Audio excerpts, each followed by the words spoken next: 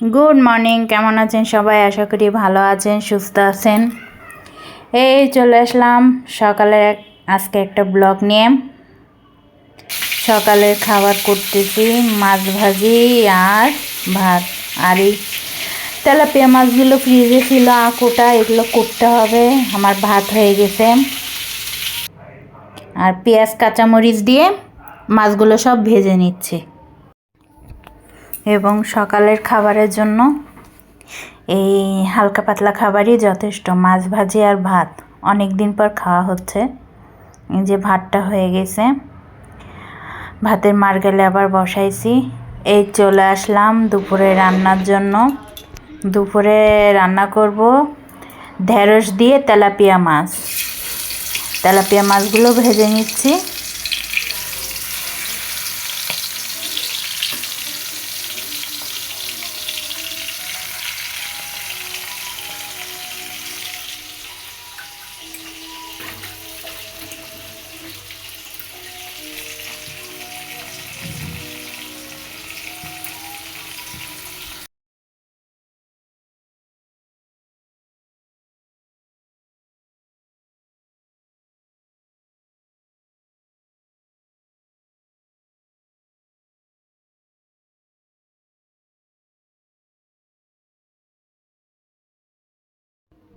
এই আমার মাছগুলো ভাজা হয়ে গেছে, মাছগুলো সব নামাই নিব।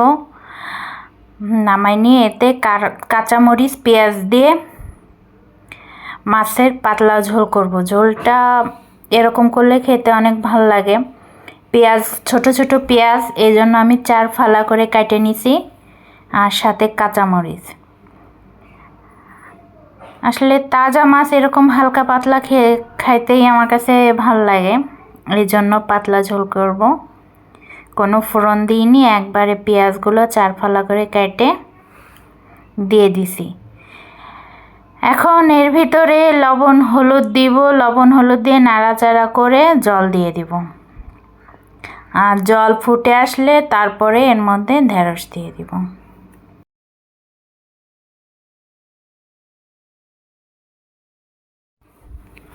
এই পেঁয়াজগুলো ভাজা ভাজা হয়ে গেছে। এখন এর ভিতরে লবণ হলুদ দিয়ে দিব। আসলে আজকের ব্লগটা একদম সাধারণ, একদমই নর্মাল হবে। আর আমি সারাদিন কোনো কাজই সেরম করি নাই, তার আর দেখাবো কি বা বলবো কি। আর যেহেতু সকালে মাছ ভাজি করছিলাম, একটু মাছ ভাজি ছিল, তার কারণে আর দুপুরবেলা বেশি কোনো তরকারি এই গরমে রাঁধতে ইচ্ছা করে নাই, তাই আমি হালকা পাতলা রান্না করছি। তো সঙ্গে থাকেন এবং আজকের রান্নাটা দেখতে থাকেন।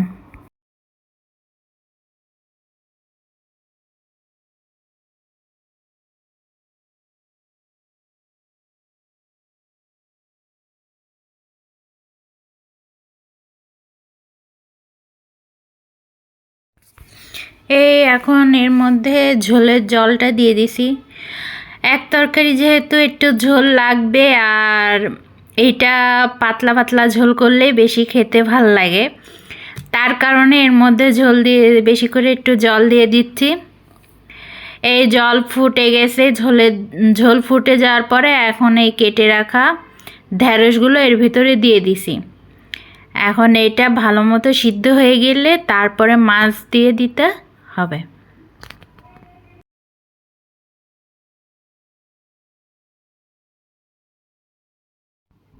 এই মাছের ঝোল ভালো মতো ফুটে গেছে এবং ঢেঁড়স সিদ্ধ হয়ে গেছে, তার জন্য ভেজে রাখা তেলাপিয়া মাছগুলো দিয়ে দিলাম।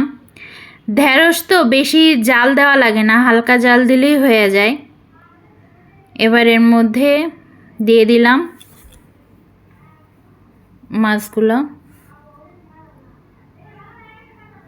এবার ভালো মতো ফুটে গেলেই নামায় নিতে হবে, কারণ মাছ যেহেতু ভাজি, ঢেঁড়স সিদ্ধ হয়ে গেছে, এটা বেশিক্ষণ রাখানো লাগবে না।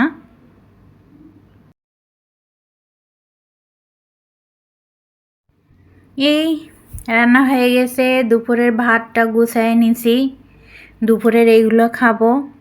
এবং রাতেও সেই একই খাবার বিধায় রাতের খাবারটা দেখায় নাই দুপুরের খাবার। কেমন আছেন সবাই? আশা করি ভালো আছেন, সুস্থ আছেন। এই আমিও আছি কোনো রকম আছি। তো আজকের এই নর্মাল পাতলা হালকা পাতলা রান্নাটা কেমন লাগলো জানাবেন। আর ব্লগটা আমি জানি কন্টিনিউ হচ্ছে না, ঠিকঠাক মতো হচ্ছে না। আশা করি সামনের দিনগুলো ঠিকঠাক মতো হবে এবং কন্টিনিউ করার চেষ্টা করব। তো ছেড়ে যাওয়ার আগে যে যেখানে আছেন সুস্থ থাকবেন, সাবধানে থাকবেন, ভালো থাকবেন আর এভাবে পাশে থাকবেন। টাটা।